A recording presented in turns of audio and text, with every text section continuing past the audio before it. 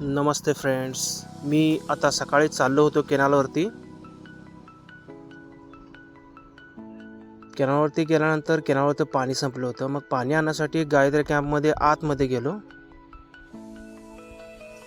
हा casting guard आहे. इथे मध्ये सळी वगैरे पडलेली आहे गायत्री कॅम्पची.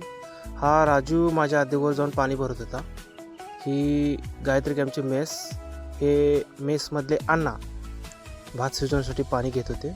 त्यानंतर येऊन रेशन आणण्यासाठी गेलो. हा कृष्णा कसा करतोय बघा. हे शंकर मामा. हा कृष्णापाशी OTP सांगून भेट घेतली. परत शिद्रुखंड तांदूळ घेऊन परत घरला आलो. घरामध्ये येऊन तांदूळ ठेवले. त्यानंतर दादू काका आलते.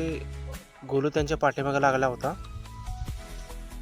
रडत होता तो त्यांच्या पाठीमागे जाण्यासाठी. त्यांना अजिबात सोडत नव्हता. हा बघा कसा करतोय.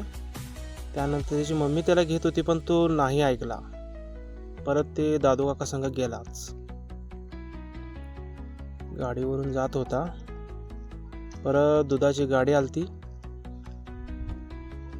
अर्जुन काका सुनीलची वाट बघत होते. त्यांना फोन करत होता सुनीलला. मग सुनील आला. मी शूटिंग करताना कसा लाजत होतो बघा. अर्जुन भाऊ पण कसे हसत होते. नका काढू म्हणत होते. हा सुनील आला आहे. दूध घालत आहे. त्यानंतर राजू भाऊ आले मिरजेचे. भंगार घेण्यासाठी आलते ते. मायापाशी चहा प्यायलते. हे अशोकांना. त्यानंतर गॅस गाडी आलती.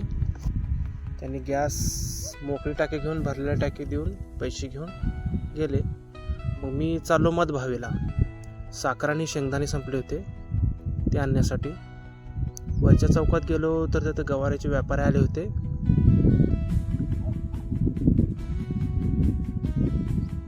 मग मी जात होतो मधभावीला. ऊन खूप होतं म्हणून सनग्लास घातले होते. हे मधभावी सर्कलमध्ये आलेलं आहे. हे मधभावी सर्कलमध्येच आहे संतोष अण्णांचं दुकान. तिथे मध्ये साखर घेतली त्यांना ऑर्डर देऊन. शेंगदाणे मैदा घेतला. आपली ऑर्डर रेडी झालेली आहे. हे बघा साखर त्याने दिली. परत साखर आणि घेऊन निघालो अळाठीच्या दिशेने.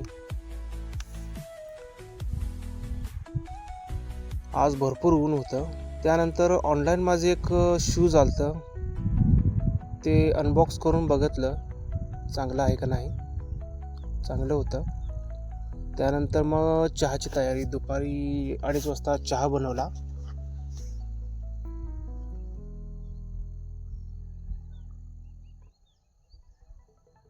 हा बघा चहा बनलेला आहे.